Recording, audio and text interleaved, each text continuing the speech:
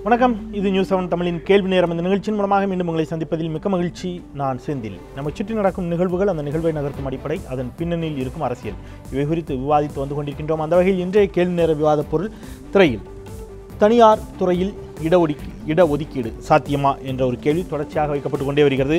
இது தொடர்பாக திமுக தலைவர் திரு கருணாநிதி அவர்கள் இன்றைக்கு ஒரு அறிக்கையை கொடுத்திருக்கிறார். தனியார் துறையில் இடஒதுக்கீட்டை விரைவில் நடைமுறைப்படுத்த வேண்டும் என்று மத்திய அரசுக்கு அவர் ஒரு வேண்டுகோளை விடுத்திருக்கிறார். தனியார் துறையில் இடஒதுக்கீடு என்பது எந்த அளவிற்கு சாத்தியம்? அரசு துறைகளில் இடஒதுக்கீட்டிற்கு எதிரான கருத்துக்கள் ஒலிக்க தொடங்கி இருக்கக்கூடிய நிலையில் தனியார் துறையில் இடஒதுக்கீடு என்பது எந்த அளவிற்கு சாத்தியம், அதில் இருக்கக்கூடிய நடைமுறை சிக்கல்கள் என்ன, சாத்தியங்கள் என்ன, இது குறித்து விவாதிக்கலாம். அரங்கில் 5 ஆளுமைகள் இணைகிறார்கள். இது கேள்வி நேரம்.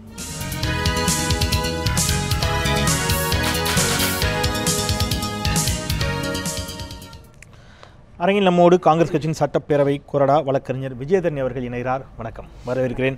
திராவிட முன்னேற்ற கழகத்தின் சார்பில் திரு வைத்தியலிங்கம் அவர்கள் இணைகிறார்கள். அவரையும் வரவேற்கிறேன். பாரதிய விகாஸ் சக்தியின் சார்பில் வழக்கறிஞர் ராமமூர்த்தி அவர்கள் இணைகிறார். வணக்கம் சொல்லி வரவேற்கிறேன். டிசம்பர் 3 இயக்கத்தின் சார்பில் திரு தீபக் அவர்கள் இணைகிறார். வணக்கம். அதேபோல் மூத்த பத்திரிகையாளர் திரு தராஷ் ஷாம் அவர்களும் நம்மோடு இணைகிறார். திரு ஷாம், உங்களுக்கும் என்னுடைய வணக்கம். உங்களையும் நேர்களுக்கு அறிமுகப்படுத்தி நான் நிகழ்ச்சிக்குள் பயணிக்கின்றேன். நான் அந்த இடத்துல திரு ராமமூர்த்தி அவர்களிடமிருந்தே தொடங்கலாம் அப்படின்னு நினைக்கிறேன். தனியார் துறையிலும் இடஒதுக்கீடு வழங்கப்பட வேண்டும் அப்படிங்கிற குரல்கள் தொடர்ச்சியாக ஒலித்து கொண்டே இருக்கின்றன. அதற்கு பல காரணிகள் சொல்லப்படுகின்றன. மிக முக்கியமான ஒரு காரணம், இடஒதுக்கீட்டை நேரடியாக எதிர்க்க முடியாதவர்கள், அதன் மூலம் தங்களுக்கான அரசியலில் தங்களுக்கான ஆதரவை இழக்க நேரிடும், சிக்கல்கள் வரும் அப்படின்னு நினைக்கிறவங்க பெரும்பாலும் தனியார் துறையை ஊக்கப்படுத்தி கொண்டே இருக்கிறார்கள். அரசு துறைகளில் அரசு துறை இருந்தால் தானே இடஒதுக்கீடு கொடுக்கணும். அரசு துறையினுடைய இதையே குறைச்சிட்டோம் அப்படின்னா, சேவையை குறைச்சிட்டோம்னா அரசு பள்ளிகளினுடைய எண்ணிக்கை குறைக்கிறது, அரசு கல்லூரியினுடைய எண்ணிக்கை குறைக்கிறது, ரயில்வேயை தனியார்மயமாக்குறது, இந்த மாதிரி தனியார்மயமாக்குவதன் மூலமாக இடஒதுக்கீட்டை நிறுத்தலாம் அப்படின்னு முயற்சி பண்ணுறாங்க. எனவே தனியார் துறையிலும் இடஒதுக்கீடு தேவை அப்படிங்கிற ஒரு கருத்து தொடர்ச்சியாக வைக்கப்படுகிறது. அதனுடைய வெளிப்பாடு தான் திரு கருணாநிதி அவருடைய அந்த அறிக்கை. உங்களுடைய பார்வை? இல்லை, நான் இதில் முதல்ல சட்ட ரீதியாக ஒரு விஷயத்தை குறிப்பிட விரும்புகிறேன். சிறு குறு மற்றும் நடுத்தர ஸ்தாபனங்களுக்கான ஒரு சட்டம் இருக்கு, MSME ஆக்ட்னு சொல்லி. அந்த சட்டத்தின் கீழ் விதிமுறைகள் வகுக்கப்பட்டுள்ளன.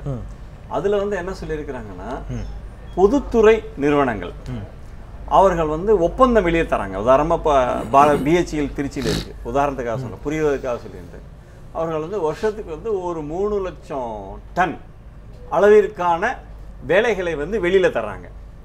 ஸோ அந்த ரூல் என்ன சொல்றதுன்னு கேட்டிங்கன்னா, அந்த மாதிரி வெளியில் கொடுக்கக்கூடிய ஒப்பந்தத்துக்கு என்னன்னா, இந்த சிறு குறு தொழில்களை ஊக்குவிக்கணுன்றதுக்காக 5% அளவுக்கான அந்த கான்ட்ராக்ட், உதாரணமாக 3 லட்சம் டன்னா ஒரு 15,000 டன்னை தாழ்த்தப்பட்ட SC/ST பிரிவினருக்காக கொடுக்கணும், அந்த தொழில் முனைவோருக்காக தரணுன்றது விதிமுறை. நான் சென்ற ஆண்டு ஒரு பொதுநல வழக்கு நடத்தினேன். இதுவரைக்கும் அந்த சட்டம் 2006 வந்துச்சு, 10 வருஷம் ஆச்சு. ஒரு வருஷத்துல கூட அந்த 5% அந்த தாழ்த்தப்பட்டவர்களுக்கு போய் சேரல. ஏன் சாத்தியம் சொன்னா, இதே விஷயத்தை ஏன்னா அது சட்ட ரீதியாக இருக்கின்றது. இந்த சிறு குறு நடுத்தர தொழில்களுக்கு மத்திய அரசாங்கத்தினுடைய சலுகைகள் ஏராளமாக கிடைக்கின்றது. ஆக இந்த பொதுத்துறை நிறுவனங்கள்ங்கிறது மாறி அனைத்து நிறுவனம், நீங்கள் தனியார் நிறுவனமாக இருந்தால் கூட உங்களுக்கு இந்த சலுகைகள், அரசாங்கத்தினுடைய சலுகைகள் அனுபவிக்கின்ற போது நீங்கள் இந்த ஒப்பந்த தொழில் வெளியே தர்றீங்க. இந்த மாதிரி விஷயங்களில் நிச்சயமாக இதே 5% அவர்களுக்கு எக்ஸ்டெண்ட் பண்ணலாம். நான் என்ன சொல்ல வரேன்னா, எடுப்பில் நீங்கள் அனைத்து வேலைகளுக்கும் போகிறது இல்லாமல் இது மத்திய அரசாங்கத்தின் சலுகைகளை பெற்றுக்கொண்டிருக்கின்ற தனியார் நிறுவனங்கள் இருக்கின்றது. அவர்களுக்கு அந்த அந்த சட்டத்திலேயே ஒரு சிறு திருத்தம் செய்து பண்ணிடலாம். சாத்தியமா இல்லையான்னு கேட்டீங்கன்னா சாத்தியம். ஆனால் கலைஞர் அவர்கள் செஞ்சிருக்கிறது அவர் இந்த நேரத்தில் சொல்லியிருக்கிறது அது அரசியல். அவர் இந்த மாதிரி சொல்ற ஒரு நான் திரும்ப என்ன கேட்பேன்னா, திரு வைத்தியலிங்கம் அவர் பதில் சொல்லுவான்னு எதிர்பார்க்கின்றேன். அப்போ அவர் சன் டிவி, கலைஞர் டிவி உள்ளிட்ட அவருடைய குடும்ப தொழில் நிறுவனங்கள், திமுக பிரமுகர்களுடைய தொழில் நிறுவனங்கள்ல முதல்ல அவங்க கொண்டு வரட்டும். ஏன்னா அது அவருடைய வாக்குகளுக்கு கட்டுப்பட்டவங்களோ முதல்ல அவங்க கொண்டு வந்துட்டு அவங்க இதை சொன்னாங்கன்னா அனைத்து தரப்பும் ஏற்கிறதுக்கு அது ஈஸியா இருக்கும். ஒரு மத்திய அரசு ஒரு சட்ட திருத்தத்தை அல்லது அந்த மாதிரி கொண்டு வரணும் அப்படின்னு சொன்னா அவங்க செஞ்சுட்டாங்கன்னா உடனடியாக கொண்டு வந்து விடுவார்கள் என்பது போல சொல்வதும் ஏற்புடையது அப்படின்னு தெரியல. சொல்லும்போது அதற்கு வலு இருக்கும். Maybe okay. அப்படி பார்த்தா இன்றைக்கு அவர்கள் பகுத்தறிவு கொள்கையில் உறுதியாக இருக்கிறார்கள்.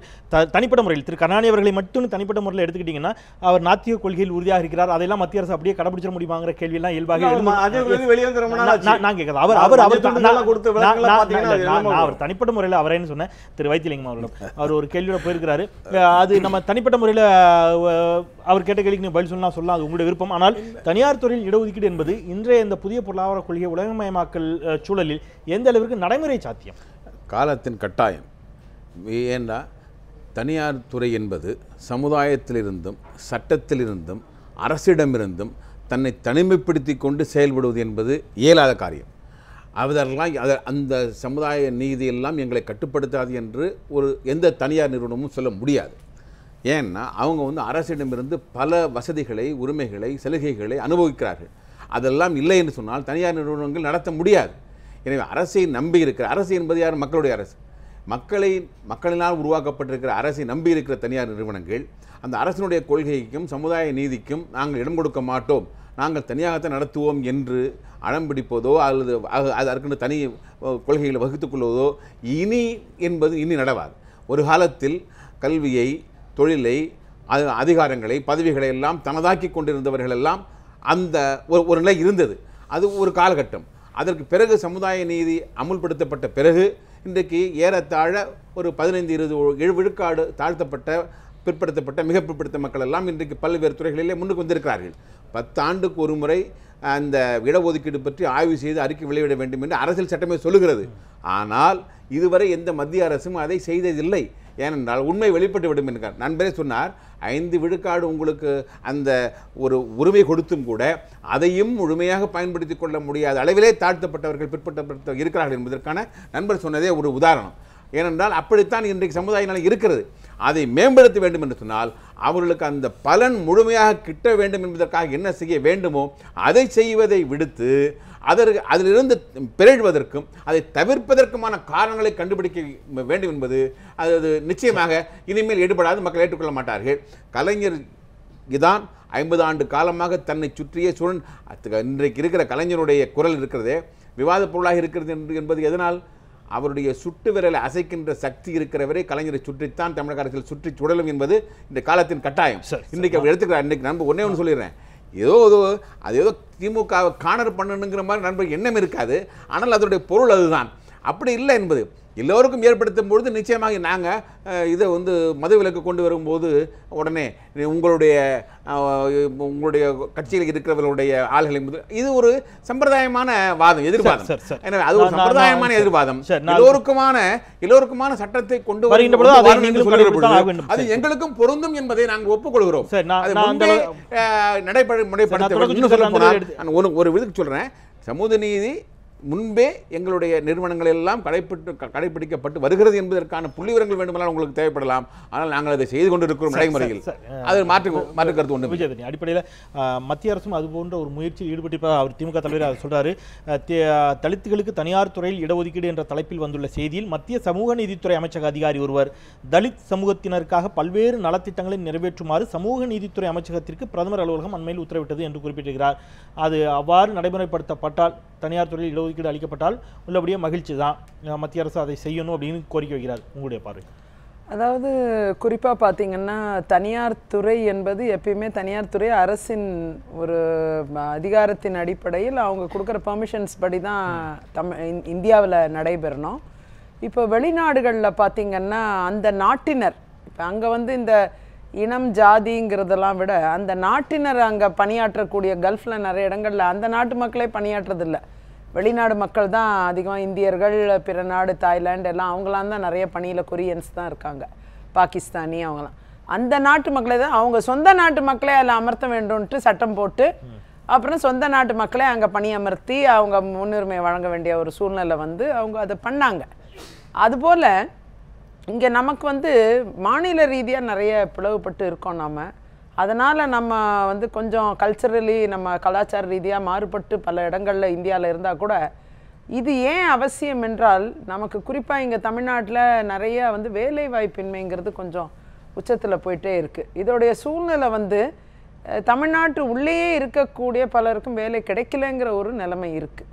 இங்கே நாம் வந்து அரசு துறையில் 69% இடஒதுக்கீடு சமூக நீதி அடிப்படையில் வழங்கப்படுகிறது. அந்த மாதிரி ஒரு ஒதுக்கீடு, அந்த சதவீதத்தை என்னங்கிறது தீர்மானிக்கணுங்கிறதெல்லாம் அரசு தீர்மானிக்கட்டும், அது பிரச்சனை இல்லை. ஆனால் அதே நேரம் இந்த தீர்மானம் என்பது வேலைவாய்ப்பின்மையை தவிர்ப்பதற்கு உதவும். இன்னொன்று ஏன்னா இன்னைக்கு அது வேலைவாய்ப்பின்மை வந்து சமூக நீதிங்கிறது வந்தாலும் வரலனாலும் வேலைவாய்ப்பின்மை ரொம்ப அதிகமாக இருக்கு. இதை குறைப்பதற்கு இது உதவலாம். ஏதோ ஒரு சதவீதம் கொடுத்து அதை குறைக்க உதவலாம். இன்னும் ஒண்ணு என்னன்னா இந்த ஒதுக்கீடோட என்னுடைய கோரிக்கை என்னவா இருக்குன்னா மாற்றுத்திறனாளிகளுக்கும் திருநங்கைகள் திருநம்பிகள் இவர்களுக்கும் அதுலேயும் நிறைய பேர் படித்தவங்க தனியார் துறையில் பணியாற்ற தகுதியானவர்கள் நிறைய பேர் இருக்காங்க. அவங்களுக்கும் ஏதோ ஒரு 0.5 இல்லை 1% அந்த மாதிரி ஏதோ ஒரு ஒதுக்கீடு இருந்தா அதோடைய நிச்சயமா அது வந்து ரொம்ப நியாயமான ஒன்று. அந்த ஒதுக்கீடுகள் நிச்சயமா வழங்கப்படணும்னு நான் நினைக்கிறேன், முன்னிறுத்தப்படணும். இதோட சேர்த்து தீபக்ட நகர்ந்துட்டீங்க, மாற்றுத்திறனாளிகள் குறித்து பேசினாலும் தீபக்ட நகர்ந்துட்டு ஷாம்கிட்ட போகலாம். தீபக் அடிப்படையில் ஒட்டுமொத்த மாற்றுத்திறனாளிகளை தாண்டி இடஒதுக்கீடு தனியார் துறையில் எந்த அளவிற்கு சாத்தியப்படுத்துவது நடைமுறை இருக்கு, எவ்வளவு வந்து அது சாத்தியம், அதில் இருக்கக்கூடிய சிக்கல்கள் என்ன, நடைமுறையில் அதில் இருக்கக்கூடிய சிக்கல்கள்? முதல்ல எனக்கு ரொம்ப மகிழ்ச்சியாக இருக்குது, விஜயதாரணி மேடம் வந்து மாற்றுத்திறனாளிகளுக்கு இடஒதுக்கீடு கொடுக்கணும்னு சொல்லி ஒரு பொது விவாதத்தில் இது ஒரு ஸ்பெஷல் இதாக கொடுத்தது. முதல்ல அவர்களுக்கு என்னுடைய மனம் தாழ்ந்த நன்றியை தெரிவிச்சுக்கிறேன். ரெண்டாவது ஒரு விஷயம் பார்த்திங்கன்னா, செந்தில் ஏன் வந்து பிரதம அமைச்சர் பிரதமருடைய அலுவலகத்திலேருந்து வந்த ஒரு விஷயத்தை நீங்கள் எடுத்து பேசுகிறது அதை மையப்படுத்துகிறீங்க. ஆனால் அதுக்கு உண்மையாக நீங்கள் பார்த்தீங்கன்னா 2004 218 தனியார் பெருநிறுவனங்கள் எல்லாரும் சேர்ந்து 2004 ப்ரைவேட் செக்டாரில் தனியார் துறையில் இடஒதுக்கீடு கொடுக்குறோம் முன் வந்து அப்போது பிரதமராக இருந்த மன்மோகன் சிங் ஐயா அவர்கிட்ட வந்து கொண்டு போய் கொடுத்தாங்க. அதற்கு அவர் ஒரு கமிட்டி அமைச்சார். அந்த கமிட்டியோட ரெக்கமெண்டேஷன்ஸ் என்ன ஆச்சுன்றது நமக்கு தெரியல. ஸோ இதோடைய தொடக்கம் வந்து நீண்ட காலமாக போயிட்டுருக்கு. இதில் வந்து இது நடக்குமா, சாத்தியம் இருக்கா அப்படின்னு பார்க்க போனால் இதை கொடுக்கணுங்கிற எந்த விதமான மாற்று கருத்தும் கிடையாது. ஆனால் இது லெட்டர் அண்ட் ஸ்பிரிட்டில் எடுத்து செய்கிறதுக்கு எவ்வளோ பேர் இந்த 2 அரசாங்கங்கள்லையும் இருக்கக்கூடிய அதிகாரிகள் எவ்வளோ முனைப்போடு இருப்பார்கள் அப்படிங்கிறது மிக ஆளுமையாக ஆழமாக பார்க்க வேண்டிய ஒரு விஷயம். விஜயதாரணி மேடம் சொன்ன மாதிரி இப்போ நிறைய பேருக்கு இன்றைக்கி வந்து அவங்க 0.5 சொன்னாங்க. 1995 மாற்றுத்திறனாளிகள் சட்டத்தில் 5% தனியார் துறையில் கொடுக்கணும் அப்படின்னு சொல்லி சட்டம் இருக்கு. ஐயா வந்து 5% வந்து டெண்டர்ஸில் கொடுக்கணும் அப்படின்னு சொன்னாங்க. MSML அதில் இருக்கிற மாதிரியே இந்த மாற்றுத்திறனாளிகள் சட்டத்திலேயே 5% இருக்கு. ஆனால் 0.005% தான் இது வரைக்கும் வந்திருக்கு. இது வந்து national centre for promotion of employment of டிசபிலிட்டிங்கிற ஒரு நிறுவனம் எடுத்த ஆய்வில் எல்லாம் வந்துருச்சு. இப்போ பல்வேறு விஷயங்கள் பார்க்க போனால் இது வந்து நம்ம வந்து ஒரு அரசியல் விவாதமாக மாத்திரம் போவதே தவிர இப்போ இதுக்கான ஒரு லாஜிக் இருக்குது. இப்போ இந்த லாஜிக்கை வந்து பார்த்து இதை பயன்படுத்தக்கூடிய அளவில் எந்த எக்ஸிக்யூட்டிவோ அல்லது சேம்பர்ஸ் ஆஃப் காமர்ஸோ இதை வந்து ஆழமாக எடுக்கலை. ஒன்று வந்து இப்போ உதாரணத்துக்கு பார்ப்போமே, இப்போ அசோகேமா இருக்கட்டும் அல்லது சிஐஐயா இருக்கட்டும், இவங்க இந்த மாதிரியான கமிட்டிஸ்க்கு எவ்வளவு தூரம் ஒத்துழைப்பு கொடுத்துருக்குறாங்கன்னு பார்த்தீங்கன்னா ரொம்ப புவர். ரொம்ப 218 பேர் அது சொன்னாங்களே தவிர அதுக்கப்புறமா அதை எடுத்துகிட்டு போகலை. அதில் என்ன அரசியல் இருக்குங்கிறது நமக்கு தெரியல. நம்பர் 1. ரெண்டாவது விஷயம், இதெல்லாம் வெளியில் சொல்லிட்டு டை டவுன் ஆகிறதுக்கு முக்கியமான காரணம் என்னன்னு கேட்டிங்கன்னா, இதை கண்காணிக்கிறதுக்கு என்று ஒரு குழு நம்மகிட்ட கிடையாது, ஸ்பிரிட்லே இல்லை. இப்போ கான்ஸ்டியூஷன்லேயே அந்த ஃப்ளா இருக்குது. இப்போ உதாரணத்துக்கு இப்போ ஒருத்தரை வந்து நம்ம பாகுபடுத்தக்கூடாது அப்படின்னு சொன்னதுக்கு கான்ஸ்டியூஷன் வந்து எந்த ஒரு தனி மனிதனும் சொல்லிட்டு இண்டிவிஜுவல் லைபிலிட்டி அதில் கொடுத்துருக்கு. அதே நேரம் மற்ற விஷயங்களில் இந்த ஸ்டேட் ஷேல் அப்படின்றதே போயிடுது. இப்போ இந்த மாதிரியான அஃபர்மேட்டிவ் ஆக்ஷன்ஸுக்கு ஐநாவில் கையெழுத்து போட்டிருக்கோம். Convention on elimination of all types of racism and இதுன்னு சொல்லியிருக்கோம். அதில் இருக்கக்கூடிய சரத்துக்கள் எதையும் நம்ம பின்பற்றல. பல ஐநாவுடைய சொல்றதுகள் நம்ம வந்து பின்பற்றாமல் போயிடுச்சு. நம்பர் 2, நீதிமன்றங்கள் சொல்றதோட நிப்பாட்டிக்கிறாங்க, ஆர்டர் போடுறதோட நிப்பாட்டிக்கிறாங்களே தவிர அதை கண்காணிக்கிற இடத்துல அவங்களும் இல்லை. எக்ஸிக்யூட்டிவ்ஸ் இப்போ இதை வந்து கமிட்டி போட்டோம்னா இந்த கமிட்டியை கண்காணிக்கிறது யார்? நம்மளுடைய தொடர்ச்சியாக நம்ம கிட்ட இந்த ஹையஸ்ட் லெஜிஸ்லேட்டர் வந்து நம்ம தாங்க. அதிகமான சட்டங்களை உருவாக்கி இருக்கிற கண்ட்ரினா நம்ம தான். ஆனால் எதையும் சரியாக பின்பற்றல, இம்ப்ளிமெண்ட் பண்றதுல இருக்கக்கூடிய நடைமுறை சிக்கல். சரி, அதற்குன்னு ஒரு தனியான ஒரு பாடி, ஒரு அமைப்பு இல்ல. அது இருந்தால் அது வந்து ஓரளவுக்கு ஈக்குவல் ஆப்பர்ச்சுனிட்டிஸ் எம்ப்ளாய்மெண்ட்னு நம்ம கொடுக்கணுங்க. ஆனா அந்த சென்டர் நம்ம கிட்ட கிடையாது. சரி.